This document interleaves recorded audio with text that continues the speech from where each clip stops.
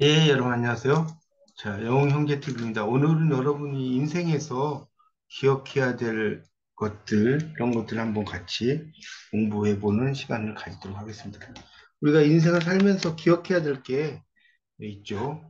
그 중에 이제 첫 번째가 뭐냐면, 첫 번째가 우리 영화 제목으로도 이게 나왔던 그런 거죠. 메멘토 모리라고 하는 그런 말입니다. 메멘토 모리. 혹시 들어보셨나요? 이 메멘토 모리라는 말 들어보셨는지 모르겠어요.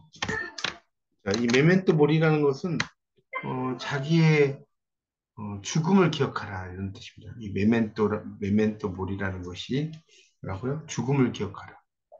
이 메멘토라는 모리죠. 영화 제목으로도 이게 나왔습니다. 메멘토 모리가 나왔는데 이 메멘토라는 건 라틴어예요, 라틴어. 이 메멘토라고 하는 것이 리멤버, 영어로 말하면 리멤버라고 볼 수 있어요. 리멤버, 기억하다. 리멤버고요. 자, 이 몰이라고 하는 것이 바로 to die입니다. to die. 죽는 것을 기억하라는 뜻이죠. 죽는 걸 기억하라. 자, 그래서 이 동양권에서는 이제 비슷한 게 이제 화무시비롱이라는 게 있죠. 화무시비롱. 꽃이 무 없다는 거죠. 시비롱. 열흘 동안 붉어지는 꽃이 없다. 뭐 화무시비롱이요 달도 차면 기운다. 뭐 이런 말도 있지 않습니까? 이거하고도 이제 같은 연관선상이 있죠. 그래서 이 고대 로마 공화정, 고대 로마 시대의 공화정이 있었죠. 로마 공화정 그런 시절에, 로마 공화정 시절에 이 개선식에서 유래됐다고 합니다. 그래서 전쟁에서 승리한 장군, 우리 개선 장군이란 말 써보셨죠? 그래서 전쟁에서 승리한 장군에게 허락되는 개선식이 그런 그 에트루리아의 관습에 따라서 얼굴을 붉게 칠하고 네 마리의 백마가 이끄는 전차를 타면서 시내를 가로지르는 가퍼레이드를 이렇게 거행합니다. 그래서 이런 대접을 이제 한 몸에 받으면 당사자는 말 그대로 신으로 이제 숭배받는 듯한 감동이 줬겠죠. 그런데 이 개선식의 마차에는 인간 중에서 가장 비천하다고 할 수 있는 노예 한 명이 장군과 같이 탑승을 해서 이 노예는 개선식 동안 끊임없이 메멘토 모리라는 말을 이게 속삭였다고 합니다. 이건 뭘까요? 그 개선 장군에게 너무 우쭐대지 말아 하는 경고장치죠. 아무리 우리가 대접을 받는다고 해도 인간이죠. 그러니까 인간은 공손해져야 된다는 거죠. 그렇죠? 그래서 그런 것들을 이제 노예를 같이 태워서 이야기하는 그런 관습에서 나왔다는 겁니다. 메멘토 모리죠. 그래서 그 개선 장군에게 수여되는 그 관에는 이런 경고 문구들이 적혀 있었다고 합니다. 메멘토 모리, 그대는 죽어야만 한다는 사실을 명심하라. 메멘토 때 호미넴 에세, 그대는 인간이라는 사실을 명심하라.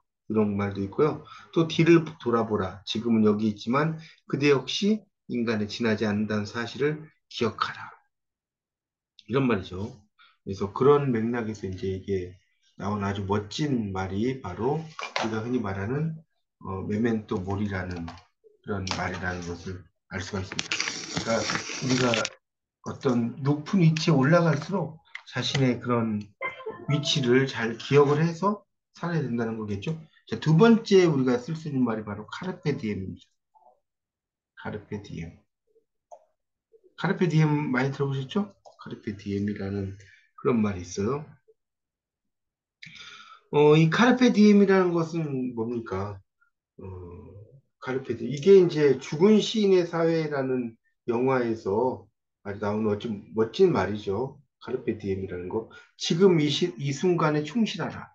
이런 뜻입니다. 지금 자신의 이 순간에 충실하라. 이런 의미가 카르페 디엠이죠. 지금 이 순간에 충실하라. 이런 말이 있죠. 그래서 이 카르페 디엠이라는 것은 이제 현재를 잘 즐기라는 거죠. 현재를 즐겨라. 이걸 이제 현재를 즐겨라 해도 상관이 없겠죠. 네, 이렇게 이야기해도 할 수가 있겠습니다. 그래서 이 로마의 황제였던 카이사르, 우리가 이제 시저라고 하죠, 시저. 시저를 이제 로마 말로 이제 카르사르라고 이야기하는데, 옥타비아누스라는 조카가 있었어요. 카이사르는 자신이 죽은 뒤 황제 자리를 옥타비아누스에게 물려주려고 했지만 반대에 부딪히죠. 옥타비아누스는 다른 두 사람과 함께 로마를 다스리게 되었죠. 하지만 로마 제국은 계속 전쟁을 합니다. 그래서 백성들은 힘든 나날들을 이제 보내야만 했고요. 옥타비아누스는 이집트의 여왕인 클레오파트라와의 전쟁을 승리로 이끌면서 로마에서 가장 강력한 권력을 손에 쥐게 되죠. 옥타비아누스가.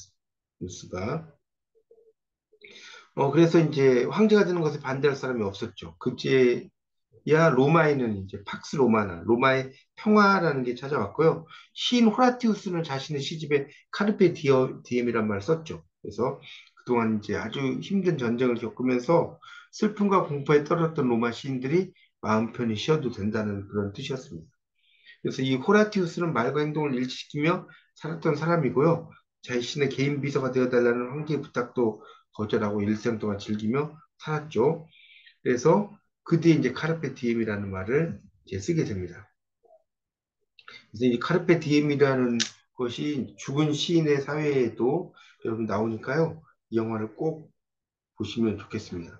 이 죽은 시인의 사회는 아주 유명한 또 배우가 출연하죠. 로빈 윌리엄스라는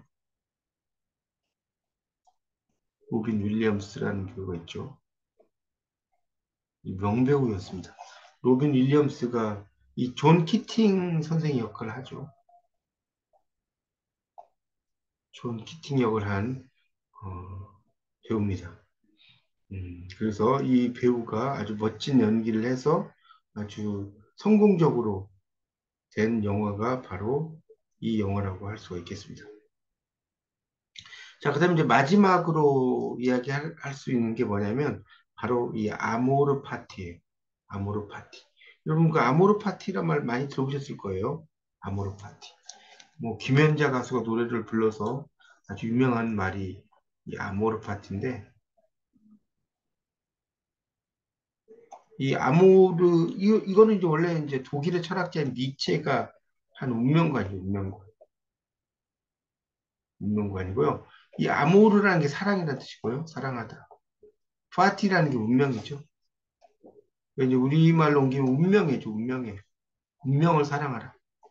이게 바로 이제 아모르 파티라고 할 수가 있습니다. 그래서 니체의 운명관을 나타낸 용어고요. 자신의 운명을 사랑하라는 거죠.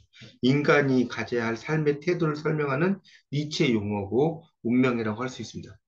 니체에 따르면 삶이 만족스럽지 않거나 힘들더라도 자신의 운명을 받아들여야 한다는 겁니다. 그러나 운명을 받아들인다는 것은 주어지는 고난과 어려움에 굴복하거나 체념하는 것 같은 수동적인 삶의 태도를 의미하는 게 아닙니다. 이 니체가 말하는 아모르 파티는 자신의 삶에서 일어나는 고난과 어려움까지도 받아들이는 적극적인 방식의 삶의 태도를 말하죠. 그래서 부정적인 것을 긍정적으로 같이 전환하는 그런 것이라고 볼 수가 있겠습니다. 그래서 이제 이런 걸 이제 디오니소스적 긍정이라는 말도 써요.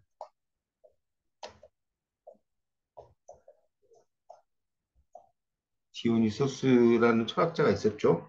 그래서 니체 철학의 핵심인 영원 회귀 사상에서 관점에서 보면 영원 회귀,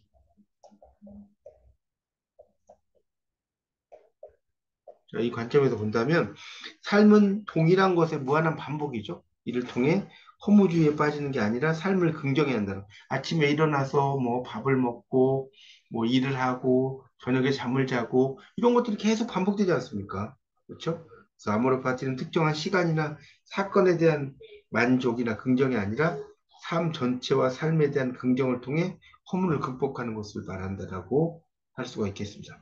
자, 이렇게 해서 제가 이제 우리가 인생을 살아가면서 가져야 될 세 가지를 이야기했죠. 첫 번째가 뭐였습니까? 메멘토 모리, 죽음을 기억하라. 우리가 뭐 계속해서 살 수 있는 게 아니죠. 인생은 뭐 길어봐야 100년 아닙니까? 길어봐야 100세 시대라고 했지만 두 번째는 카르페 디엠,